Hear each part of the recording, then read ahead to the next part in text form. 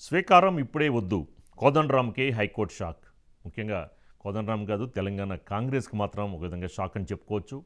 మరి ఏదైతే గవర్నర్ కోటాలో ఎమ్మెల్సీ ఎన్నికలకు సంబంధించింది, దీని మీద కోదండరామ్‌కి అమీర్ అలీ ఖాన్ పేర్లని రిఫర్ చేయడం, దానికి గవర్నర్ కూడా ఆమోద ముద్ర వేయడంతో మరి వీళ్ళిద్దరూ కూడా ప్రమాణ స్వీకారం చేయాలి అనుకున్న సందర్భంలో దాసో శ్రవణ్ కుమార్ మరి కోర్టులో కేసు వేయడం. ఎందుకంటే లాస్ట్ టైం బీఆర్ఎస్ అధికారంలో ఉన్నప్పుడు గవర్నర్ కోటాలో ఎమ్మెల్సీ అభ్యర్థులుగా దాసో శ్రవణ్ కుమార్, సత్యనారాయణ పేర్లని బీఆర్ఎస్ అధిష్టానం రిఫర్ చేయడం.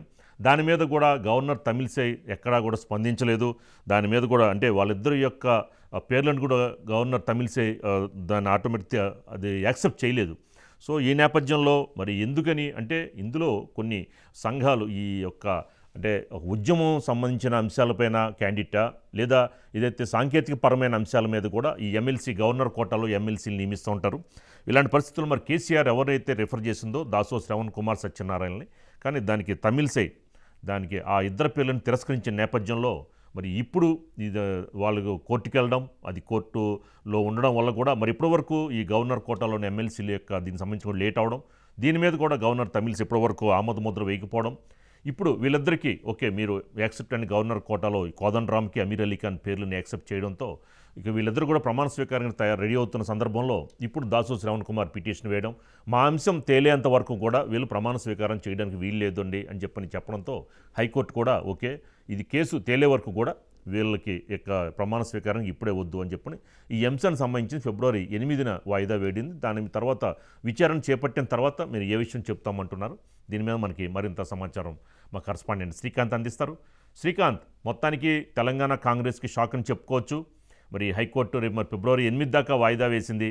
మరి దాసో శ్రవణ్ కుమార్ పిటిషన్ అది ఎప్పటికీ వస్తుంది, దాని మీద వచ్చిన తర్వాత వీళ్ళిద్దరూ ఎప్పుడు ప్రమాణ స్వీకారం చేసే అవకాశాలు ఉంటాయి? శ్రీకాంత్. గుడ్ ఈవినింగ్ రాజు గారు. కాంగ్రెస్కి ఇది మాత్రం షాక్ అని చెప్పొచ్చు. ఎందుకంటే ఈ నామినేటెడ్ ఎమ్మెల్సీల గత బీఆర్ఎస్ ప్రభుత్వం కావచ్చు, ఇప్పుడు కాంగ్రెస్ ప్రభుత్వం కావచ్చు, ఏదైతే నామినేటెడ్ ఎమ్మెల్సీలకు దీని సస్పెన్స్ మాత్రం కొనసాగుతూ వస్తుంది.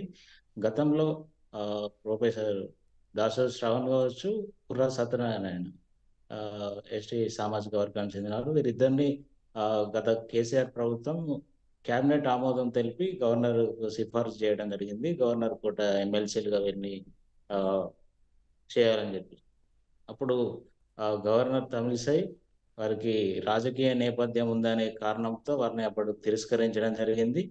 ఈ నేపథ్యంలోనే అంటే కేబినెట్ ఆమోదించి పంపిన పేర్లను గవర్నర్ తిరస్కరించే ఆస్కారం లేదు, కేబినెట్ నిర్ణయానికి కట్టుబడి ఉండాలి గవర్నర్ అని చెప్పి బీఆర్ఎస్ వాదిస్తూ వచ్చింది. ఈ నేపథ్యంలోనే ఎన్నికలు రావడం, కాంగ్రెస్ ప్రభుత్వం అధికారంలోకి రావడం, కాంగ్రెస్ పార్టీ వెంటనే ప్రొఫెసర్ కోదండరాం, అమీర్ అలీ ఖాన్ విద్యావేత్త వీరిద్దరి పేర్లు గవర్నర్కు సిఫారసు చేయడంతో దీన్ని గవర్నర్ ఆమోదించడం జరిగింది. వెంటనే గెజిట్ కూడా ఇవ్వడం జరిగింది. నిన్న ఆ, నిన్న కోదండరాం మరియు అమీర్ అలీ ఖాన్ వీరిద్దరూ ప్రమాణ స్వీకారం చేయడానికి మండలికి వెళ్ళడం జరిగింది. అందుబాటులో మండలి చైర్మన్ లేకపోవడం, ఆయన ఫోన్ లిఫ్ట్ చేయకపోవడం, ఇవన్నీ నాటకీయ పరిణామాలు అన్నీ జరిగినాయి. తర్వాత కోదండరాం మీడియాతో మాట్లాడుతూ మేము మండలి చైర్మన్ కార్యాలయానికి ఇన్ఫార్మ్ చేయలేదు, డైరెక్ట్ ఇక్కడికి వచ్చినాం, ఫోన్ చేస్తే అందుబాటులో రాలేదు, రేపు తీసుకున్నాం డేటు, రేపు చేస్తామని చెప్పి కోదండరాం గారు మాట్లాడడం జరిగింది. అయితే ఇవాళ దీని వెంటనే అంటే గవర్నర్ ఏదైతే నిర్ణయం తీసుకున్నారో అప్పట్లో మాకు ఇటు దాసో శ్రవణ్, నేను ప్రొఫెసర్ని, తెలంగాణ ఉద్యమంలో పాల్గొన్నాను, తెలంగాణ ఉద్యమం పాల్గొన్న పాటు జైలుకు వెళ్ళాం, లాఠీ దెబ్బలు తిన్నాం, నాది ఉద్యమ నేపథ్యమే, నన్ను రాజకీయంగా ఏదైతే ఆపాదించారో రాజకీయ నేపథ్యం ఉందని. కోదండరాం ఒక పార్టీకి చెందినటువంటి వ్యక్తి, అట్లాంటి వ్యక్తికి ఒక పార్టీ రాష్ట్ర పార్టీ అధ్యక్షుడిగా ఉన్నాడు, అతన్ని ఎట్లా నామినేట్ చేస్తారు అనేది బీఆర్ఎస్ ఇటు పార్టీ వర్కింగ్ ప్రెసిడెంట్, మాజీ మంత్రులు అందరూ ప్రశ్నించడం జరిగింది. అంటే కేవలం గవర్నర్ తమిళిసై రాజకీయ కోణంలోనే దీన్ని చూశారు తప్ప అంటే బీజేపీ కాంగ్రెస్ ఒకటని ఏదైతే బీఆర్ఎస్ వాదిస్తూ వస్తుందో ఈ నేపథ్యంలోనే కాంగ్రెస్ బీజేపీ ఈ రెండు ఒకటయ్యాయి. గతంలో గత పోయిన పార్లమెంట్ ఎలక్షన్‌లో సహకరించుకున్నారు.